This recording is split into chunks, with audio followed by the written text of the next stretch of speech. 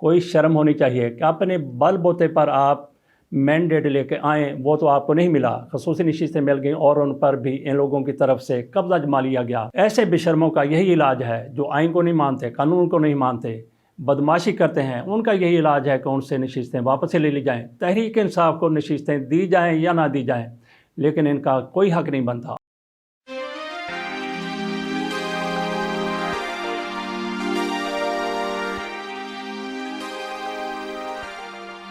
بسم اللہ الرحمن الرحیم۔ قاضی فیصل صاحب خود کو عقل کل سمجھتے ہیں، ان سے غلطی ہوئی ہے۔ قاضی فیصل صاحب سے، جو پاکستان کی سب سے بڑی عدالت کے سب سے بڑے جج ہیں، ان سے غلطی ہوئی ہے، ان کی مت ماری گئی ہے، یا پھر گیم الٹنا اور پلٹنا شروع ہو گئی ہے۔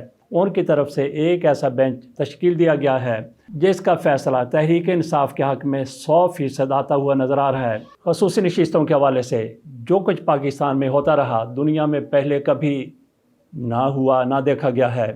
عمران خان کی تحریک انصاف کی 60 سے زیادہ نشستیں مسلم لیگ نون، پیپلز پارٹی، مولانا فضل الرحمان، MQM اور دیگر جماعتوں میں ریوڑیاں سمجھ کے تقسیم کر دی گئی۔ یہ معاملہ پشاور ہائی کورٹ میں گیا۔ پشاور ہائی کورٹ کے 5 رکنی بینچ کی طرف سے یہ نشستیں تحریک انصاف سے چھین لی گئیں اور باقی پارٹیوں میں بانٹ دی گئیں۔ یہ معاملہ اپیل میں سپریم کورٹ کے پاس گیا۔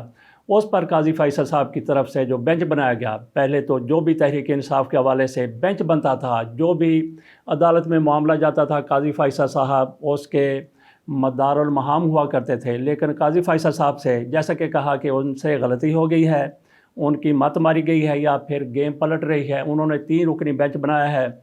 اس کی سربراہی کر رہے ہیں منصور علی شاہ صاحب، ان کے ساتھ بیٹھے ہیں محمد علی مظہر صاحب اور ان کے ساتھ ہیں اطہر من اللہ صاحب۔ ان کو بھی کسی حد تک مسلم لیگ نون کا حامی سمجھا جاتا ہے، لیکن یہ مسلم لیگ نون کے اس طرح سے بالکل ہی حاشیہ بردار نہیں ہے جس طرح سے قاضی فیصل صاحب ہیں۔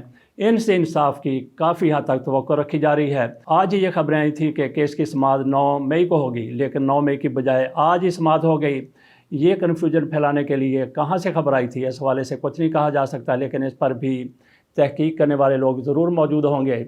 تو جب آج منصور علی شاہ صاحب کے اس بینچ کی طرف سے سماعت کا آغاز کیا گیا تو وہ فیصلہ معطل کر دیا گیا پشاور ہائی کورٹ کا، جس کے ذریعے تحریک انصاف سے یہ سیٹیں چھینی گئی تھیں۔ فیصلہ معطل ہونے کے بعد کیا ہوا، حکومت کی طرف سے چیخیں مارنا شروع کر دی گئی۔ حکومت چیخنے لگی کہ یہ کیا ہو گیا، یہ 3 رکنی بینچ نہیں ہونا چاہیے، یہ تو 5 رکنی بینچ ہونا چاہیے۔ بلکہ حکومت کی طرف سے اسی کورٹ میں جا کر کہا گیا کہ فل کورٹ بنایا جائے، 5 رکنی بینچ بنایا جائے۔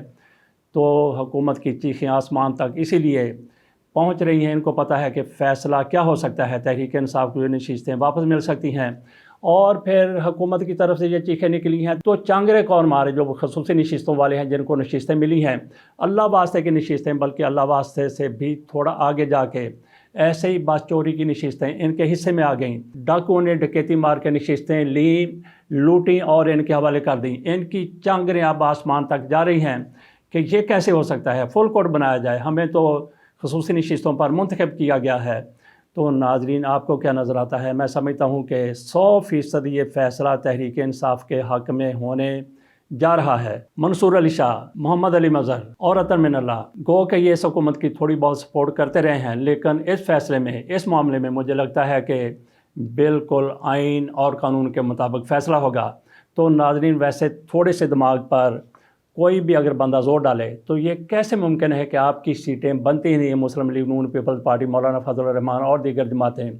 کوئی شرم ہونی چاہیے کہ اپنے بل بوتے پر آپ مینڈیٹ لے کے آئیں، وہ تو آپ کو نہیں ملا، خصوصی نشستیں مل گئیں اور ان پر بھی ان لوگوں کی طرف سے قبضہ جما لیا گیا۔ ایسے بے شرموں کا یہی علاج ہے جو آئین کو نہیں مانتے، قانون کو نہیں مانتے، بدماشی کرتے ہیں، ان کا یہی علاج ہے کہ ان سے نشستیں واپس لے لی جائیں۔ تحریک انصاف کو نشستیں دی جائیں یا نہ دی جائیں، لیکن ان کا کوئی حق نہیں بنتا، اور ایسے ہی فیصلہ ہونے جا رہا ہے کہ تحریک انصاف کو اس کی نشستیں مل جائیں گی۔ اجازت دیجیے، اللہ حافظ۔